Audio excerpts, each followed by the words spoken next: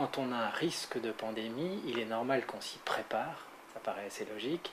Alors c'est vrai que pour l'instant le virus n'est pas nécessairement mortel tant qu'il n'a pas muté, espérons qu'il ne le sera pas. En tout cas il est normal qu'on se prépare, que tous les endroits où les Français se rendent chaque jour, évidemment leur entreprise est l'endroit privilégié, puissent se préparer à cette éventualité.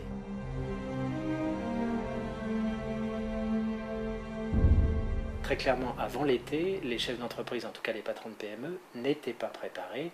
Leur priorité, c'était le carnet de commandes de l'entreprise et c'était certainement pas la grippe A. Alors là, les messages maintenant commencent à passer. La CGPME s'active également pour inciter les chefs d'entreprise à se préoccuper de l'éventualité d'une pandémie. Donc on pense que les chefs d'entreprise à la rentrée vont commencer à se pencher véritablement sur le problème. Mais clairement, avant les vacances, ce n'était pas le cas.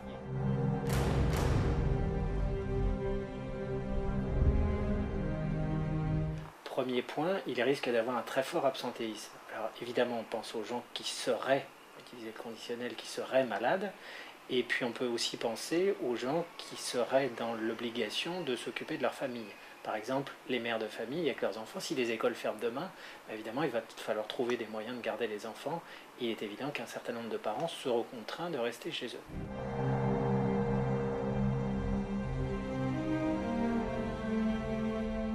Si vous avez quelqu'un qui traite la paye, par exemple, si cette personne n'est pas là, qu'est-ce qui se passe? Si elle est absente pendant 2 mois, il est évident qu'il faut que les autres salariés continuent à être payés.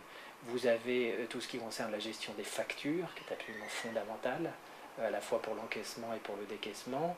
Vous avez dans la production les gens qui ont des fonctions clés à la production. Vous avez les relations avec les fournisseurs de l'entreprise.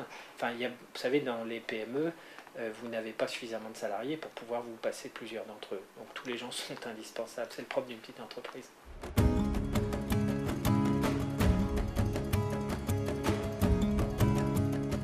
Oui, ça peut être une piste, mais ça dépend de votre secteur d'activité. Si vous êtes dans la restauration, le télétravail, on ne voit pas bien comment ça va marcher, ou dans le bâtiment. Maintenant, si vous avez une activité de service, oui.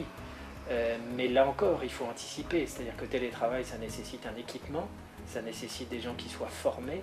Donc là, l'anticipation elle est plus que jamais nécessaire si on doit faire appel au télétravail, mais c'est une piste qui peut être tout à fait envisagée, bien sûr.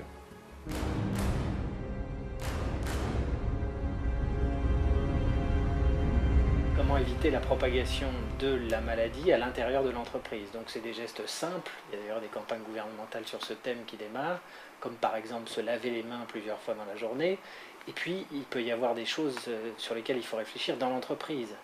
Un exemple concret, le courrier. Évidemment, quel plus bel vecteur pour diffuser la maladie que le courrier qui passe de main en main. Donc il faut réfléchir, savoir si par exemple le courrier qui était distribué dans les bureaux ne doit pas être déposé, si les gens ne doivent pas venir le chercher. Vous voyez, c'est des choses pratiques comme ça. Et puis ensuite, il y a la fameuse question du masque. On n'en est pas encore tout à fait là. Je crois savoir que les stocks, malheureusement, pour l'instant, ne sont pas suffisants.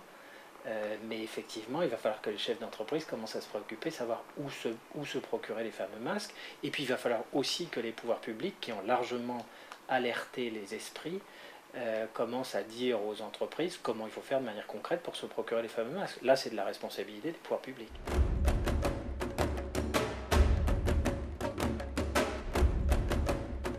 Impossible à évaluer. Alors vous avez 2 types d'évaluation. Soit vous évaluez par entreprise, et à ce moment-là, évidemment, ça dépend du nombre de salariés dans l'entreprise, mais ça peut aller très très vite. Imaginez que vous ayez un absentéisme de 30%, comme on nous l'annonce dans l'entreprise.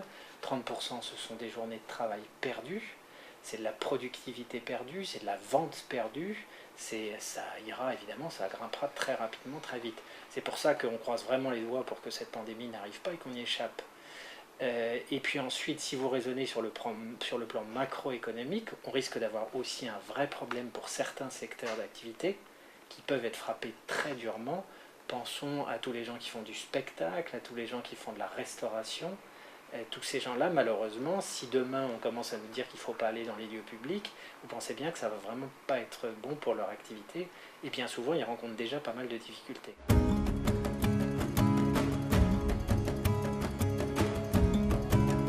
Je crois qu'il faut vraiment raisonner en chef d'entreprise, c'est-à-dire que c'est une éventualité cette pandémie, c'est pas une certitude, premier point, Et il faut se préparer si ça arrive. Maintenant, si ça n'arrive pas, l'activité doit continuer normalement. C'est un dossier parmi d'autres qui doit être traité de manière relativement urgente. C'est évidemment pas le seul et ça ne sera certainement pas la priorité des chefs d'entreprise à la rentrée. Encore une fois, le carnet de commandes, le financement de l'entreprise, les priorités sont vraiment là. Maintenant, dans les difficultés éventuelles, il y a cette affaire de pandémie. Il faut se pencher sur les difficultés, pas simplement attendre qu'elles vous tombent dessus. C'est comme ça qu'il faut traiter ce problème. Bien sûr. Mais un chef d'entreprise, c'est quelqu'un qui est habitué à réagir rapidement. La vie d'une entreprise, c'est pas un long fleuve tranquille. Donc cette affaire de Grippa, ça sera une péripétie que les entreprises passeront. Et je crois que la crise financière a eu des conséquences beaucoup plus fortes à l'heure actuelle pour les entreprises. Donc cette affaire de Grippa, n'en faisons pas non plus tout un fromage entre guillemets pour pas décourager les chefs d'entreprise. L'avenir leur appartient, à eux de se retrousser les manches. Et puis cette Grippa, si elle arrive, ils la géreront comme le reste. Merci beaucoup. Merci à vous.